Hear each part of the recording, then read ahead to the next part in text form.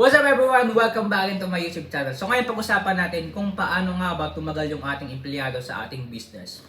Alright, bago tayo mag-start sa ating vlog ngayong topic natin, okay? Kung bago lang sa aking YouTube channel, please subscribe and click the bell para update po kayo sa aking mga bagong vlog na upload in the future. At the same time, pag na-reach po natin yung 1,000 subscriber, magpapag-giveaway po tayo after this year 2025. Alright, kung makita nyo sa ating thumbnail, okay, balik tayo sa ating topic, kung paano nga ba mas tumagal yung ating mga empleyado sa ating business or company.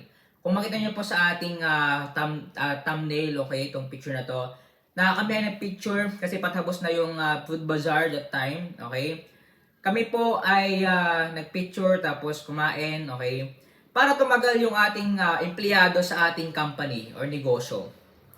Unang-una sa lahat, kailangan natin maging totoo sa kanila.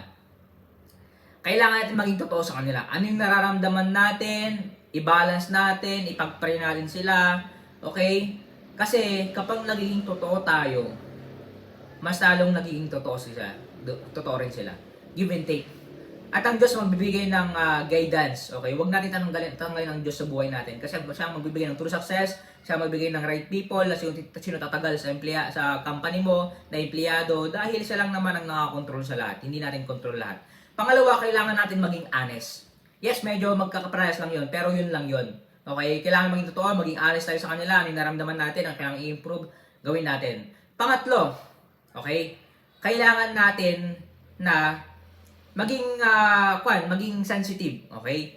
Kailangan maging sensitive sa kanila, okay, para mas natin silang ma-observe, okay, kung tatagal ba, tataas ba yung kanilang sahod or everything, okay? Yun lang naman. Pero ang gusto kong emphasize sa inyo ay kailangan natin maging totoo sa kanila.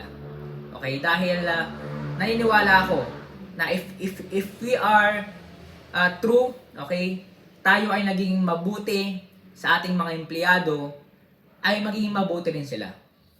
What you sow, you reap. Okay? Kung ano yung tinanim mo, yun yung aanihin mo. Okay?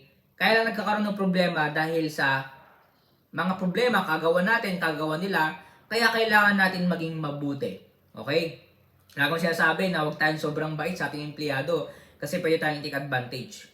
Okay? Mag-set up tayo ng control para kahit paano alam nila na minamanage natin ng maayos kasi kapag pinagkatiwalaan tayo sa maliit, pagkakatiwalaan tayo sa malaki.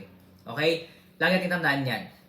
Dahil naniniwala ako na time will come kapag pinagkatiwalaan tayo sa maliit, pagkakatiwalaan tayo ng madaming empleyado. Okay, bago tayo matapos sa ating vlog na to, may mga binibentang libro. If you want to buy this Negosyo Reality book, tingnan na po yung Facebook page, tapos mag-message lang po kayo. Salamat sa inyong panonood, and ingat-ingat po tayong lahat.